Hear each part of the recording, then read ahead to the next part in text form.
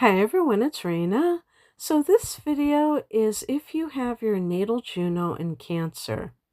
Before I even continue, I want to give a shout out to a website that I have used for some of the videos that I have made on various astrological configurations.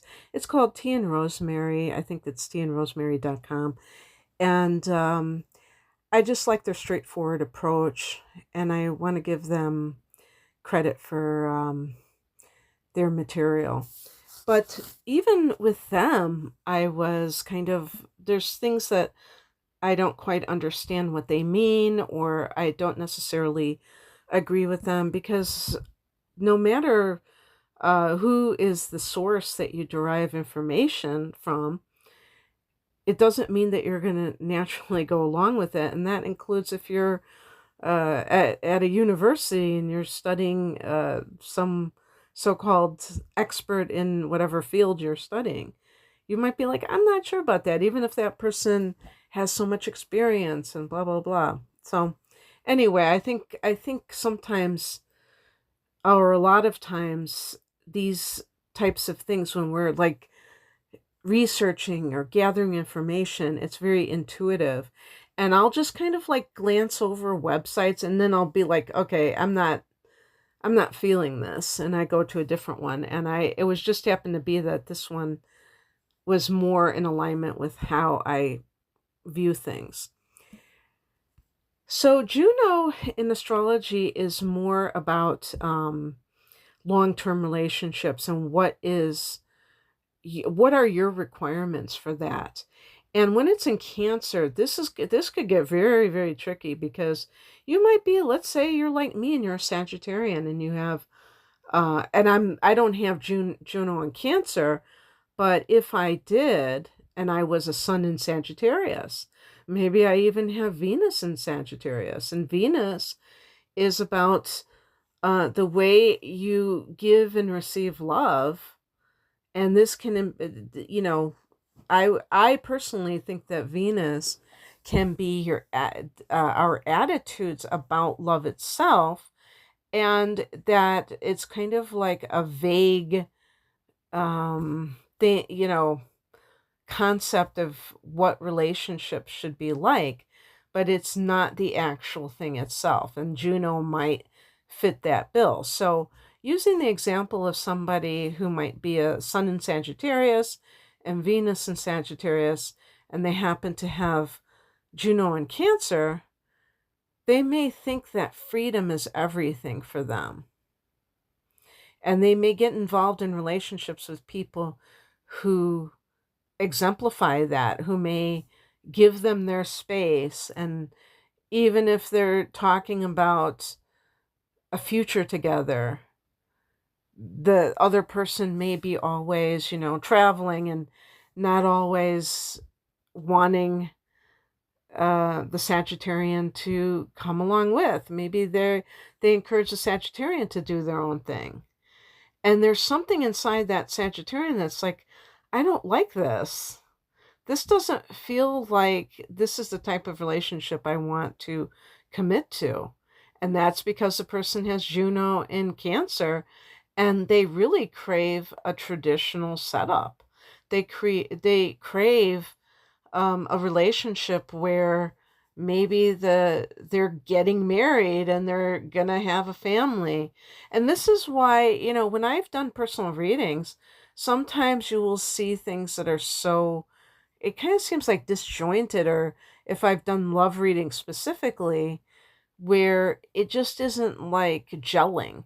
And the interesting thing is, after I decided to do, I had already started this series with Juno and the signs, and I was like, oh, I should finish this series. I thought about that today, and I was thinking, why haven't I incorporated Juno in my personal readings?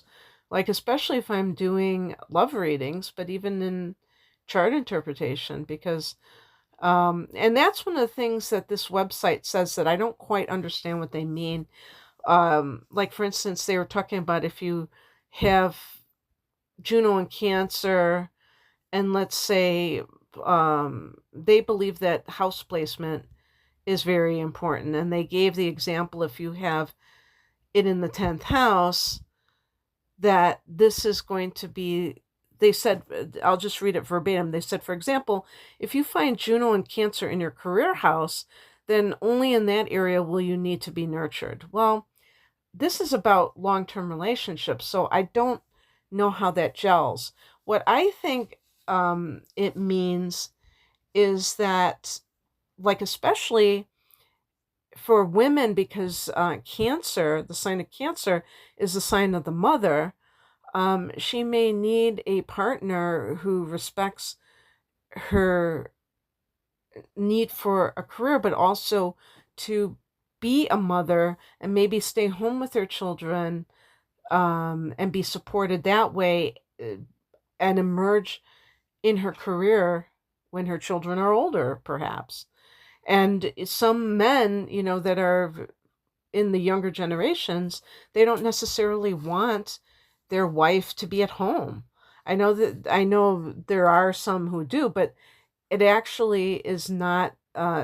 Some of these men might be like, "Hey, I have to go out and work. You should have to too. Like you're just kind of eating bonbons all day at home."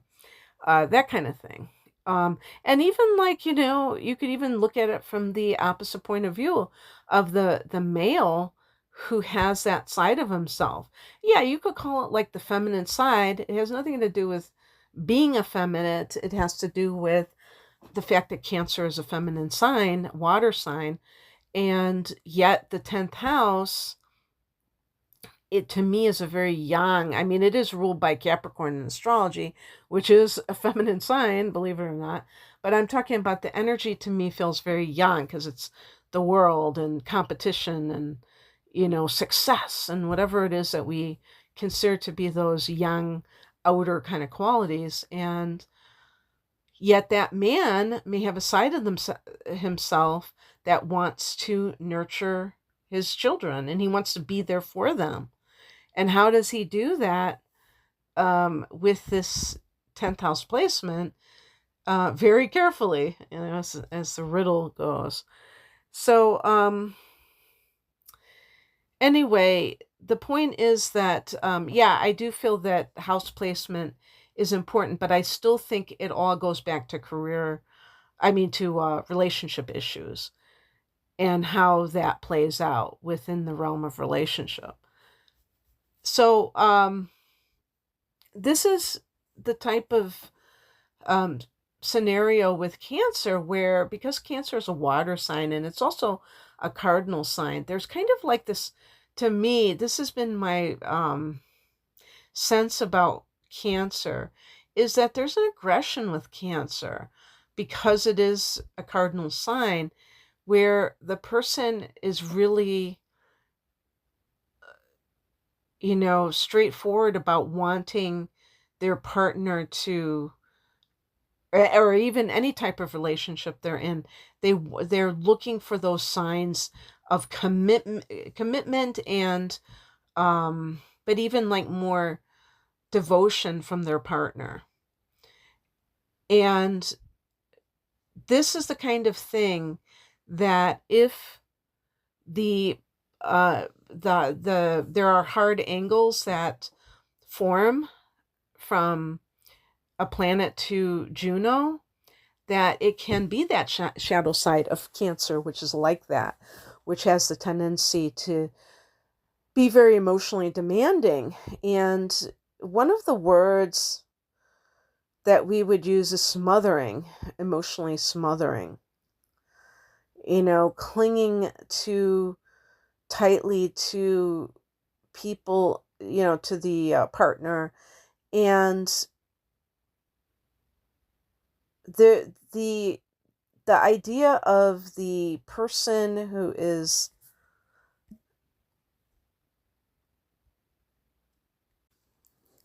doing this is they may feel like this is what relationships are all about. And if you really love me, you're going to do X, Y, and Z.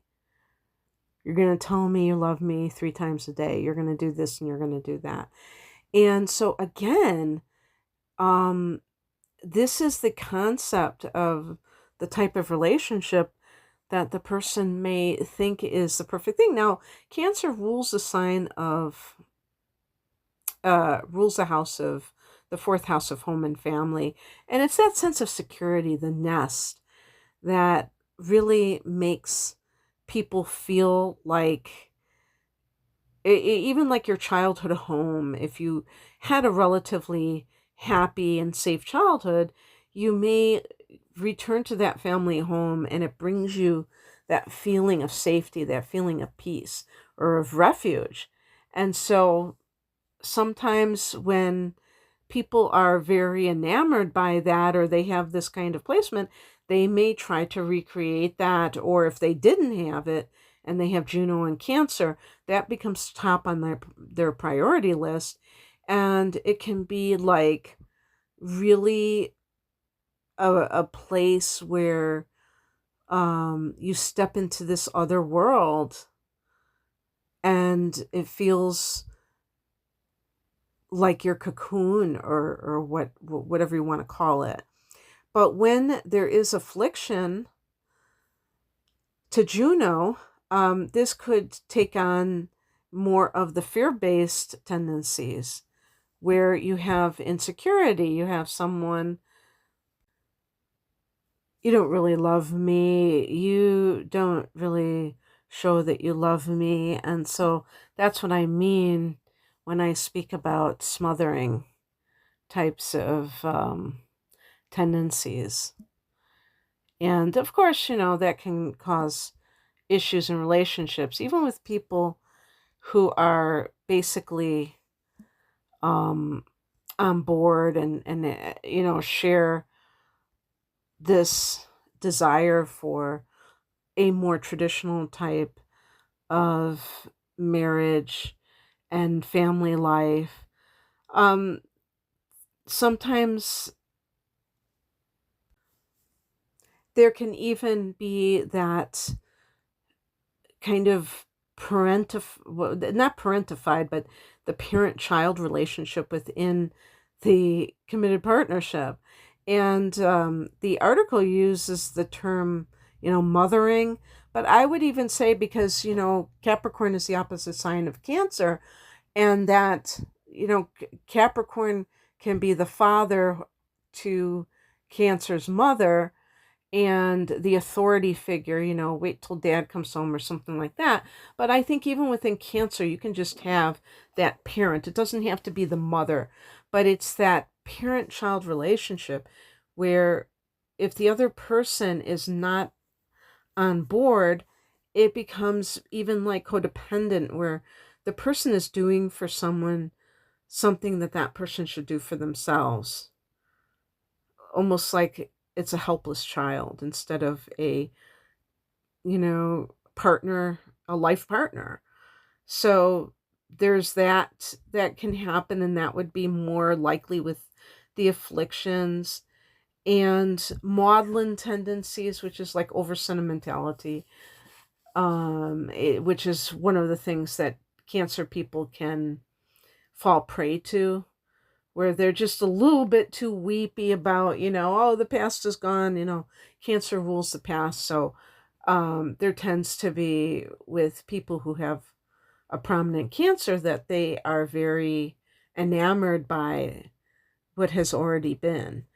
And that can include just like this, the interest in history, but these within relationships, it can be like, oh, remember when we were younger and oh, we did this, and then the emotions can cloud the relationship, because the person may feel like, the relationship isn't what it used to be. And a lot of times, one of the tricks that this kind of maudlin tendencies produce is a glorification of the past that is not, it does kind of distorted, that is not, that is exaggerated, that everything was so perfect and whatnot.